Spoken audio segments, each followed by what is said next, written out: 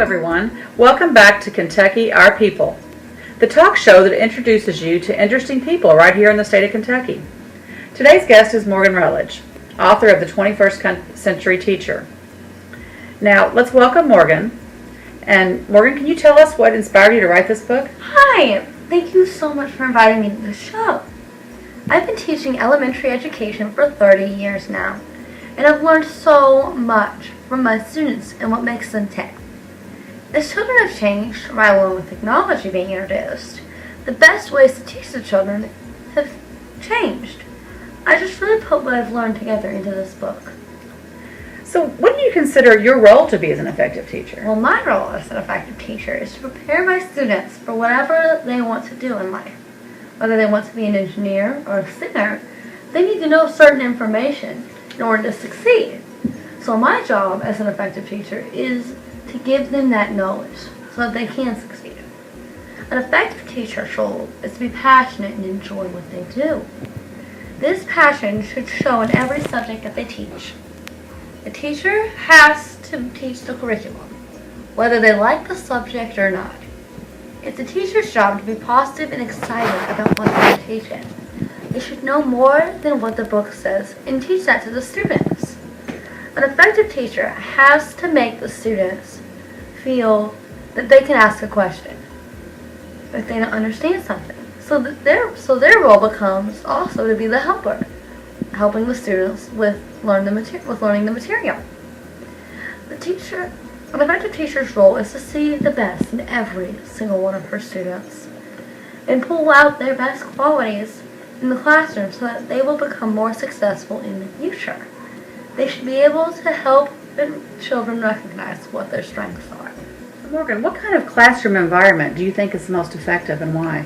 The most effective classroom environments challenge students to do whatever it is that they want to do in life.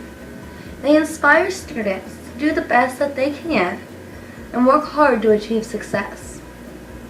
They are engaging and positive for the students to learn it. They are most importantly a safe place for the students to learn and grow in. Great learning environments encourage kids to think for themselves and even allow the kids to make some of the rules in the classroom. If the students have a hand in making the rules, they are more apt to follow them. The environment must be a controlled one, though. There's a line between too controlled and no controlled. Students should feel comfortable in the classroom. It should also be an enjoyable place for them to learn in. An effective classroom environment includes engaging in interactive technology for the students to use so that they can feel included. And it's things like smartboards that do that. An effective classroom is kind and supportive so that the students feel valued and loved in that class. An effective classroom gets the students wanting to figure things out for themselves and experimenting with different ideas that they had never thought of before. So Morgan, what does your book say are the best teaching methods? The best teaching methods focus on more than just one learning style. Whether it be using a PowerPoint or in you saying the words on the PowerPoint so that both the visual and the auditory people benefit, or watching a YouTube video and having the kids take notes so once again the audio and visual people can learn better. They are the most effective methods or accommodate more than one style of learning. The most effective teachers of the older elementary school kids and up until college basically take learning style inventories at the very beginning of class first day so the teacher can know what method to use when she's teaching. And it is a good idea, it's effective because the teacher can teach to the most effective learning style. New technology is coming out each and every day, and teachers need to use that as a tool to help engage students in what's being taught. They encourage students to ask why something is going on and figure it out for themselves so that later in life they don't have to ask for help. They encourage exploration and discovery for the students so that the students can develop good critical thinking and problem-solving skills. They involve incorporating other subjects into their lessons such as writing a paper in a social studies class, which incorporates English into social studies. So Morgan, you've mentioned curriculum.